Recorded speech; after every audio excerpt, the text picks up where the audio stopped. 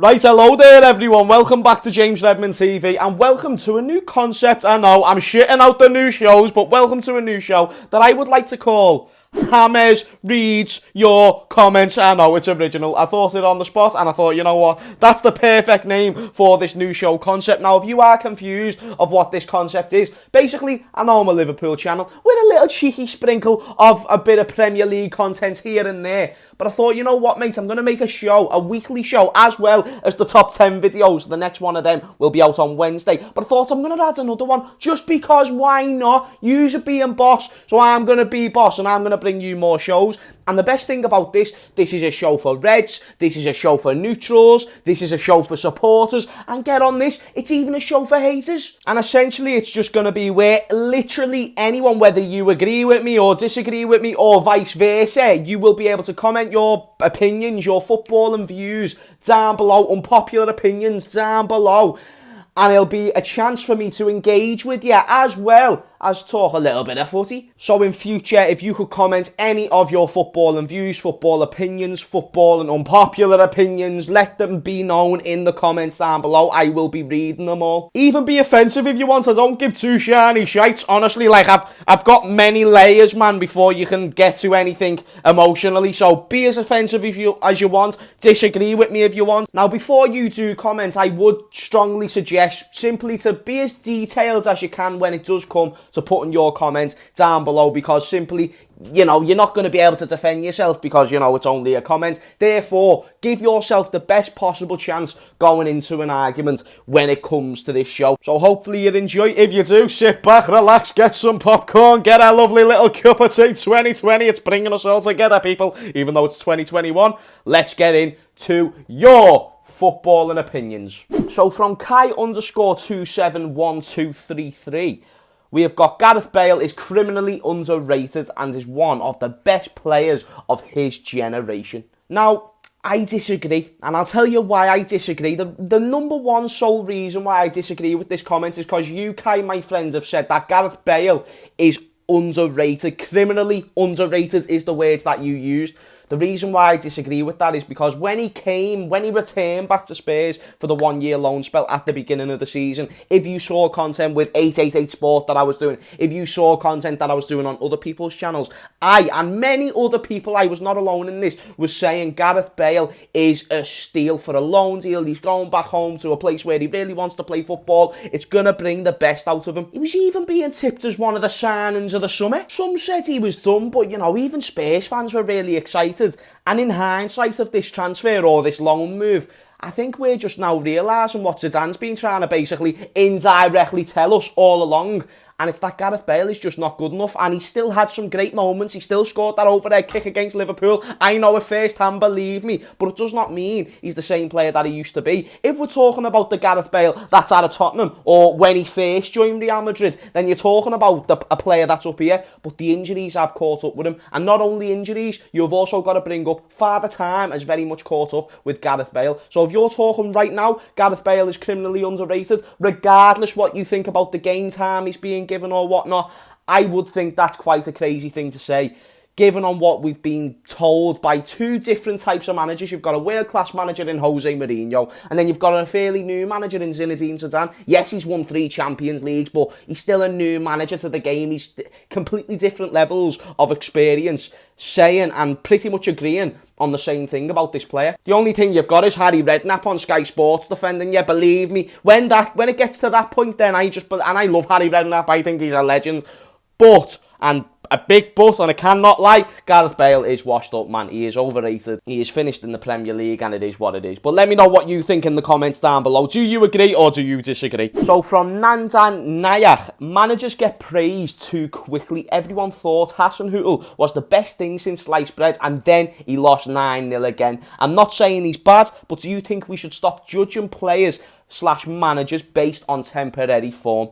I agree, we absolutely should stop doing this because, let's be honest, there's too many frauds that are getting way too overhyped too early on in their career. And don't get me wrong, Hasenhüttl is a sound example, but I actually like him as a manager and I believe he has potential. Plus, there's been circumstances that have led to these results. Not necessarily the Leicester, but this one, you know, he's got a lot of injuries at this very moment. But that being said though, mate, when you think about managers like Marco Silva, who was at Watford and then joined Everton, he was supposed to be the next greatest thing. I remember Everton fans boasting him because he replaced Ronald Koeman, I believe, or someone like that, and basically he was supposed to take Everton to the next stage. He was supposed to take him into European football and also succeed. He signed Richarlison, he took Richarlison with him over there. Obviously that's worked out, but the partnership never, and many people jumped on that train. Let me name another one, Eddie Howe, another perfect example of, even though he done a great job at Bournemouth, many people, and me included, thought that he could probably go on and be a top manager for one of the top 6 sides, or even take England back to their glory days. But then you saw Eddie Howe was just out of his depth in the Premier League, and that's why he ended up getting relegated, and that's why he ended up getting the sack. I've even done it with Mikel Arteta at Arsenal. He won an FA Cup last season, and straight away I just put 2 and 2 together and thought I equaled 4, but I actually equaled 1 million, because I just thought, you know what, mate, he's been a coach with Pep, he's just won an FA Cup, yeah man, he signed Thomas Partey, he actually got backed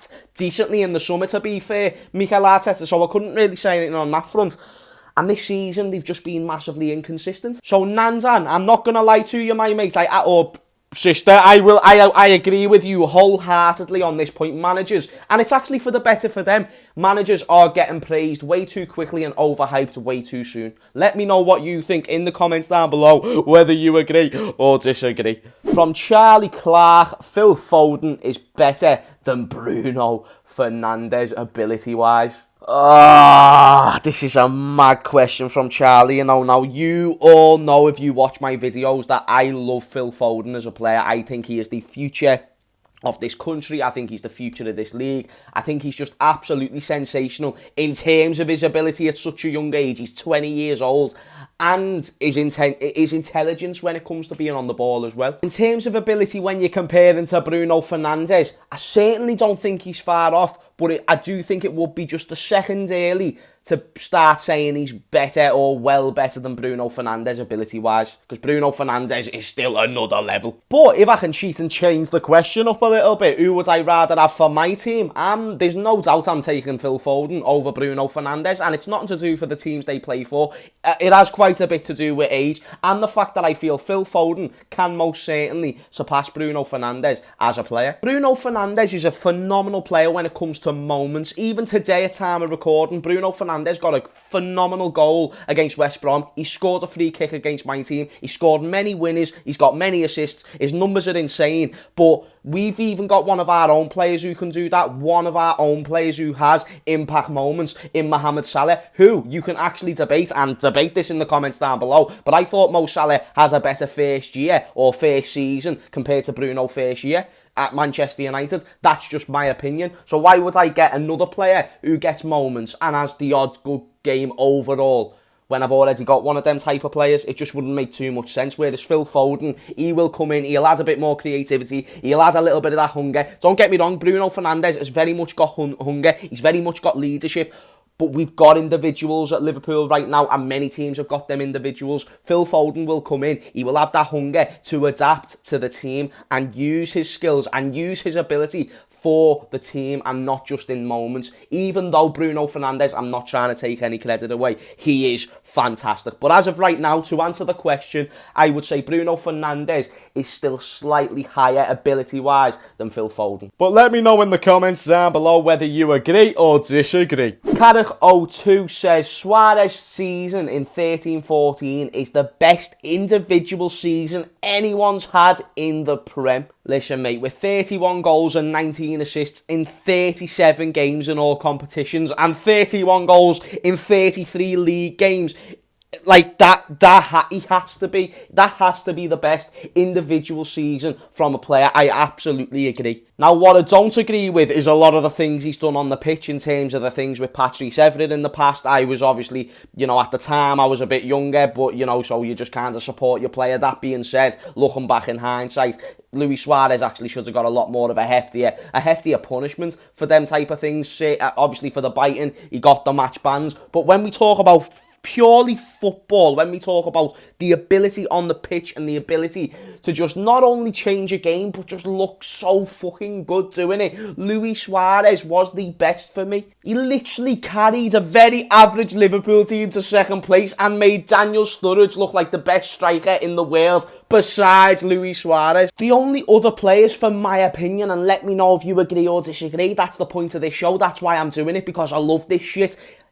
The only two players or two seasons from individuals that can compete with Luis Suarez in 13-14 is Cristiano Ronaldo in 07-08, and as a matter of fact, I've got his numbers here. In 07-08, Ronaldo scored 42 goals and 7 assists.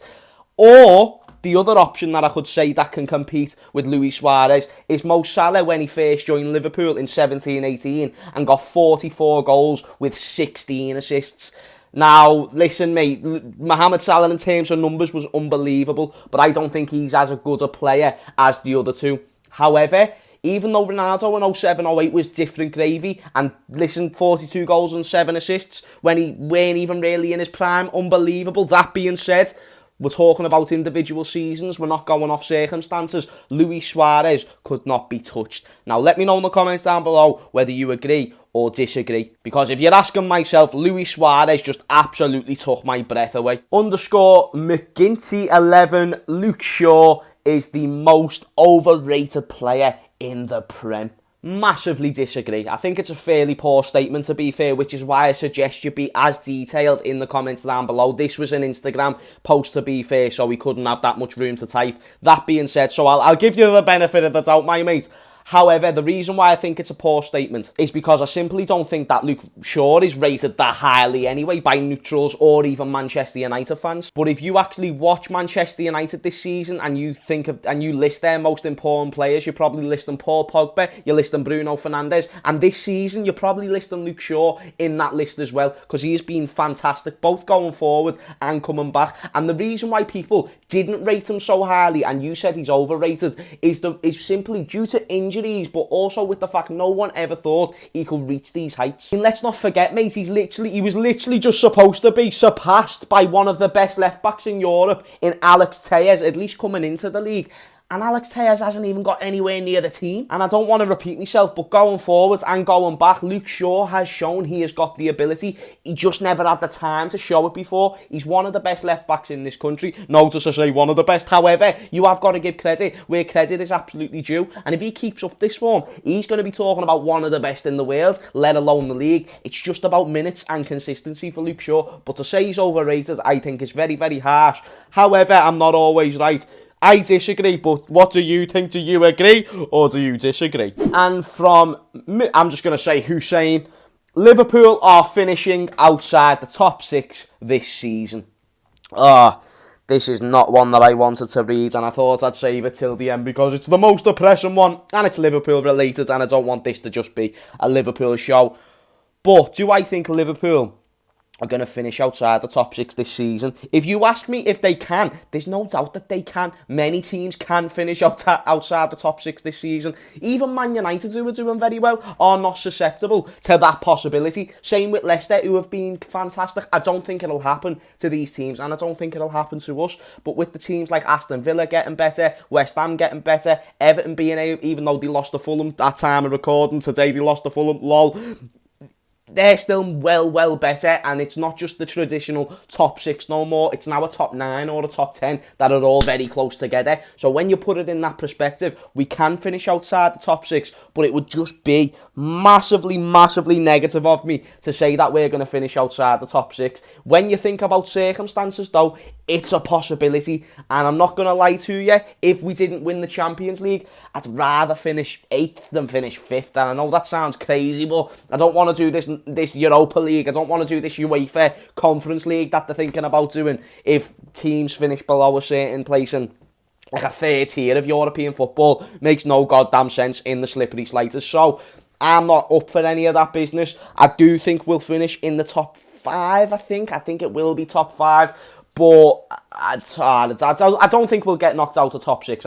Listen, James, how's that fence you're sitting on? Right, I'm getting off the fence. We're not going to finish outside the top 6 based on time of recording. But we will need to have luck on our side in terms of injuries and also find a little bit of form and confidence again. But that being said, people, that's the end of this video. If you did enjoy, please leave a like and subscribe because it's a new concept, like I said. And even if you don't agree or disagree with all these opinions, that's absolutely fine. That's the point of the show. You don't need to get pissed off. And if you want to, then let your frustrations out in the comments down below and you might feature in the next episode. We want this to be drama, we want this to be special, and we want this to be ultimate content for y'all, because that's what you deserve. But anyway, like I said, leave a like and subscribe if you enjoyed. Thank you for watching Redmond's Army, and I will see you all later. Have a marvellous day.